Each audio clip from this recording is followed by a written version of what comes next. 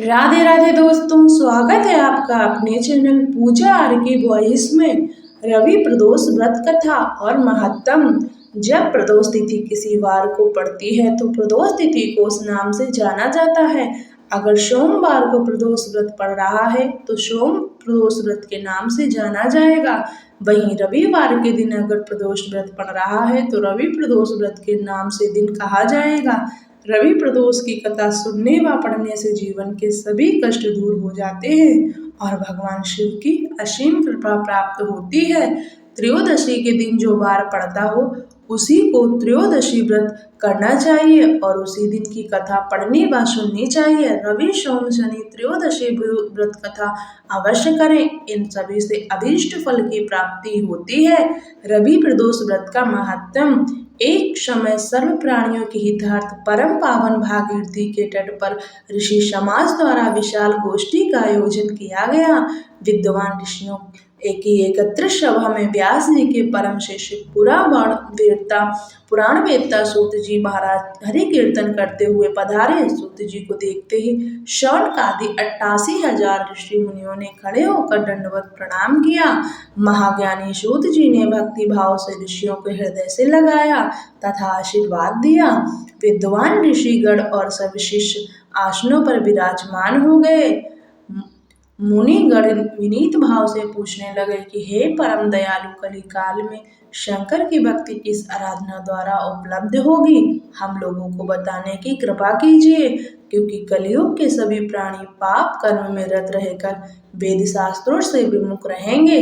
दीन जन अनेकों कष्ट संकटों से त्रस्त रहेंगे। हे मुनि श्रेष्ठ, कलिकाल में सत्कर्म की ओर किसी की रुचि न होगी। जब पुण्य छेड़ हो जाएगा तो मनुष्य की बुद्धि असत प्राप्ति होती हो। अगर आप कृपा कर बतलाइए। ऐसा सुनकर दयालु हृदय श्री सूत जी कहने लगे कि हे श्रेष्ठ मुनियों तथा शौनकादि जी, आप धन्यवाद के पात्र हैं। आपके विचार सराहनीय एवं प्रशंसनीय हैं।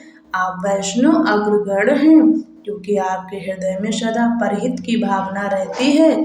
इसलिए हे शौनकादि ऋषियों, सुनो, मैं उस व्रत को तुमसे कहता हूँ जिसके करने से सब पाप नष्ट हो जाते हैं। सूत जी कहने लगे कि आयु वृद्धि स्वास्थ्य लाभ हेतु त्रयोदशी का व्रत करें। इसकी विधि इस प्रकार है। प्रातः स्नान कर निराहार रहकर शिव ध्यान में मग्न हो।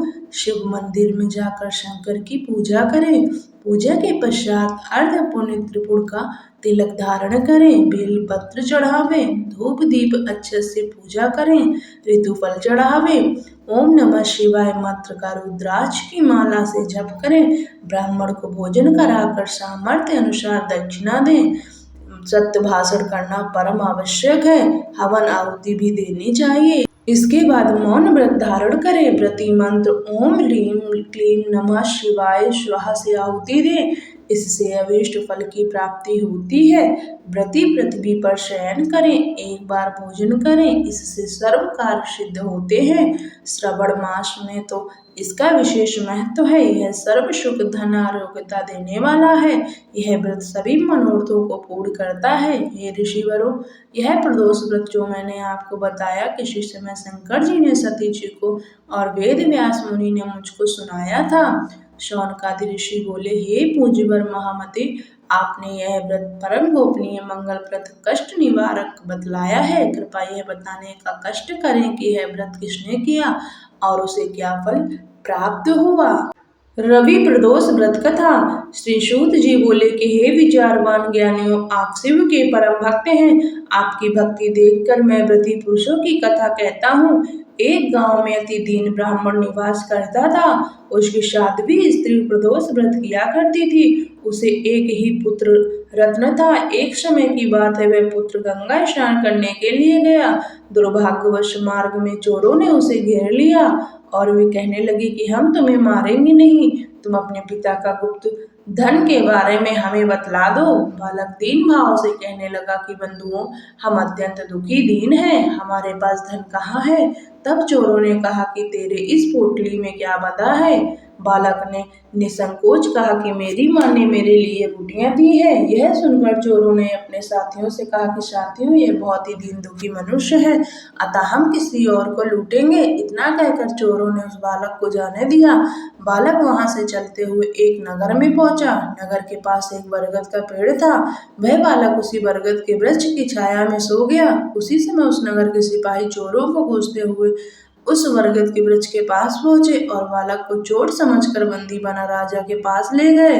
राजा ने उसे कारावास में बंद करने का आदेश दे दिया। उधर बालक की मां भगवान शंकर जी का प्रदोष व्रत कर रही थी। उसी रात राजा को स्वप्न हुआ कि यह बालक चोर नहीं है, प्रातः काल ही छोड़ दो, नहीं तो आपका राज्य वैभव सबसे ही नष्ट हो जाएगा। रात्रि समाप्त होने पर राजा ने उस बालक से सारा वृत्तांत पूछा। बालक ने सारा वृत्तांत राजा को सुना दिया। बालक की बात सुनकर राजा ने सिपाही भेजकर बालक के माता पिता को पकड़वा कर बुला लिया। राजा ने उन्हें भयभीत देखा तो कहा कि तुम भय मत करो, तुम्हारा बालक निर्दोष है। हम तुम्हारी दरिद्रता देखकर 5-5 गांव तुमको दान में देते हैं। शिव की दया से ब्राह्मण परिवार अब आनंद से रहने लगा। इस प्रकार जो कोई इस व्रत को करता है उसे आनंद की प्राप्ति होती है। जय Shiv Shambhu. Thanks for watching.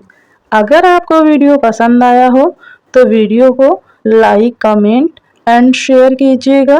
यदि आप हमारे चैनल पर पहली बार आए हैं तो इस चैनल को सब्सक्राइब कर बेल आइकन जरूर दबाएं ताकि आपको हमारे न्यू वीडियो का नोटिफिकेशन मिल सके। धन्यवाद।